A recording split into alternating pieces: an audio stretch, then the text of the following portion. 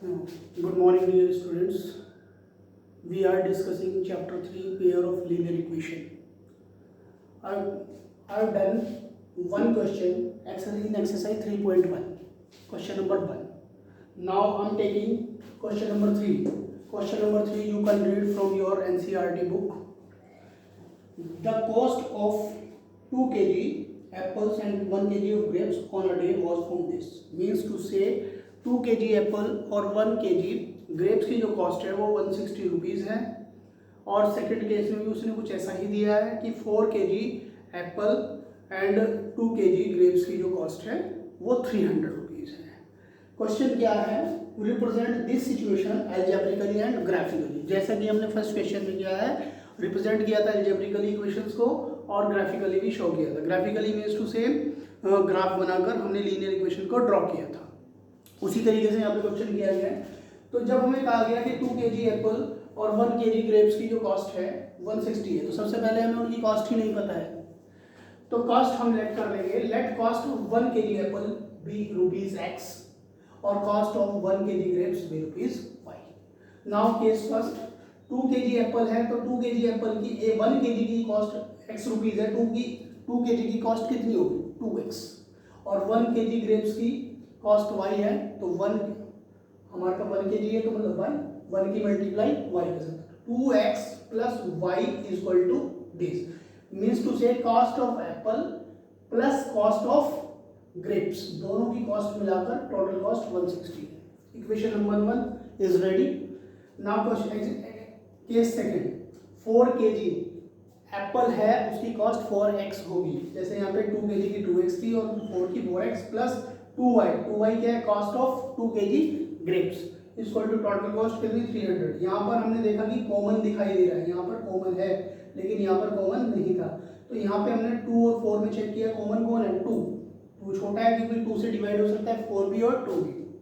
2 को कॉमन लिया तो 2 से इसे डिवाइड किया तो 2x, 2 से इसे डिवाइड किया तो y, तो 2 कहाँ जाएगा अपोन में 300/2 कैंसिल होने के बाद 150। फ्रेश इक्वेशन आ गई है, कोई भी कॉमन नहीं है। फर्स्ट इक्वेशन ये रही, सेकंड ये। अब करना क्या होता है, एल्जेब्रिकली रिप्रेजेंट तो हो चुका है, इसके बाद हमें क्या करना होता है दोनों इक्वेशन के सॉल्यूशन फाइंड आउट करने होते हैं क्योंकि ग्राफिकली शो करना है। तो यहाँ पर क्या करेंगे, या x को इधर रोक लेंगे, y को उधर ले जाएंगे, x के मल्टीप्लाई में 2 है तो ये अपोन में जाएगा। इस तरीके से हम इसे मैनेज करेंगे और y की 2 वैल्यूज पुट करेंगे, उसके बाद हमारे 2 सॉल्यूशन आ जाएंगे। जैसा कि हमने क्वेश्चन नंबर 1 में किया था सेम डिटो वैसा ही हमें करना है।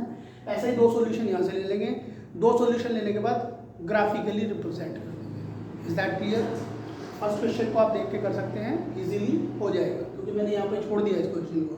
आगे ग्राफिकली है, सॉल्यूशन यहाँ से निकालिए, सॉल्यूशन यहाँ से निकालिए, सॉल्व कर लीजिए। नाउ एक्सरसाइज 3.2 एक्सरसाइज में क्वेश्चन नंबर 1 है, आप इजीली कर सकते हैं क्योंकि क्वेश्चन ये करा चुका हूँ, इसी के ऊपर डिपेंडेंट क्वेश्चन है। Question number 2 and question number 3 दोनों ही सेम क्वेश्चन है, बस बात करने का तरीका या क्वेश्चन पूछने का मैनर बिल्कुल डिफरेंट है।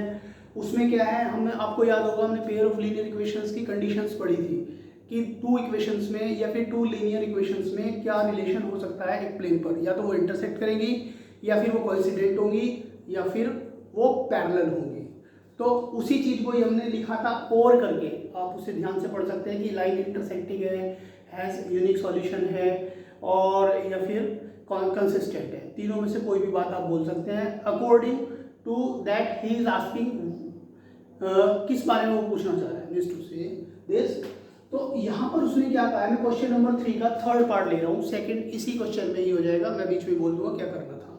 क्वेश्चन नंबर 3 का थर्ड पार्ट, 3 क्वेश्चन में क्या बोला है इसमें कि compare the ratios on comparing the ratios a1/a2, b1/b2 and c1/c2 find out whether following pair of linear equation are consistent or inconsistent। means to say ratios को compare कीजिए और उन्हें कंपेयर करने के बाद ये देखिए कि वो कंसिस्टेंट है या इनकंसिस्टेंट है। तो हमें 2 इक्वेशंस दी गई हैं, 2 इक्वेशंस ये रही, हमने क्या चेक करना है रेशियोज, यानी a1/a2 चेक किया, a1 ये रहा और a2 ये रहा, a1x a2x, यानी कि स्टैंडर्ड फॉर्म से हमने कंपेरिजन a1/a2, तो a1 है 3/2, a2 है 9, इसे सॉल्व किया 2 अपॉन में आ जाएगा, ये रहा 3/9, 3 से 9 कैंसिल तो 1/6 फाइनल आंसर। b1/b2 उसी तरीके से b1 ये ना +5/3 और b2 10 जी नहीं -10 होगा। विद साइन जाएगा जो भी नंबर जाएगा, बहुत ध्यान रखना है कि साइन का विशेष ध्यान रखना है। 5/3/-10 कैंसिल करने के बाद -1/6। उसके बाद हमने देखा कि a1/a2 की वैल्यू 1/6 है, b1/b2 की वैल्यू -1/6, तो दोनों इक्वल ही नहीं है, एक पॉजिटिव और एक नेगेटिव। तो first condition a1/a2 is not equal to b1/b2। First condition आ गई, तो हमें सेकंड कंडीशन या थर्ड कंडीशन की तरफ नहीं जाना है, क्योंकि तीन में से सिर्फ एक ही कंडीशन आने वाली है। लेकिन फिर भी मैंने रख के दिखाया आपको c1/c2, ये सब सोल्व किया c1/c2 7/14 तो 1/2। इसकी कोई नीड है ही नहीं, क्योंकि a1/a2 is not equal to b1/b2 आ चुका है, ये कंडीशन आ चुकी है, तो c1/c2 कोई कंडीशन है ही नहीं हमारे पास। तीनों नॉट इक्वल, थोड़ा ये भी नॉट इक्वल आएगा, कोई नहीं। तो मैं इसे हमें रखना भी नहीं चाहिए, ये तो सिर्फ मैंने आपको दिखाया है कि इसकी हमें कोई नीड थी नहीं, क्योंकि हमारी फर्स्ट कंडीशन आ चुकी है। तो लिखेंगे here this ratio is not equal to this ratio, equations are consistent. हमारा आंसर आ गया। अगर हम क्वेश्चन नंबर 2 की बात करें तो वहाँ पे पूछा गया है कि 2 इक्वेशंस दी गई हैं और पूछा गया है कि लाइन इंटरसेक्ट करती हैं, कोइंसिडेंट है या पैरेलल है। तो यहीं पर अगर हम उसे बात करें कि ये वाला रेशो नॉट इक्वल आ रहे हैं, तो यहाँ पर कौन सा रिलेशन होता है, इंटरसेक्टिंग। हो सकता है वो आपसे ये पूछ ले कि यूनिक सॉल्यूशन है या नहीं, तो यहाँ पर भी क्या है, यूनिक सॉल्यूशन है। तो इस तरीके से बस फर्क इतना है कि वहाँ पर इंटरसेक्टिंग कह के बात की गई है और यहाँ पे कंसिस्टेंट। जो इंटरसेक्ट करती है या फिर जिनके जो लाइंस कोइंसाइड होती है वो कंसिस्टेंट होती है। बात करने का तरीका अलग है, क्वेश्चन पूछने का तरीका अलग है, क्वेश्चन दोनों ही सेम है। इसलिए ही मैंने वहाँ कंडीशंस में और करके लिखवाया था, या तो इंटरसेक्टिंग है या यूनिक सॉल्यूशन भी बोल सकते हैं या फिर कंसिस्टेंट भी बोल सकते हैं। उसी तरीके से आपको क्वेश्चन करना है। तो question number 1, question number 2, question number 3 you can do yourself. Okay.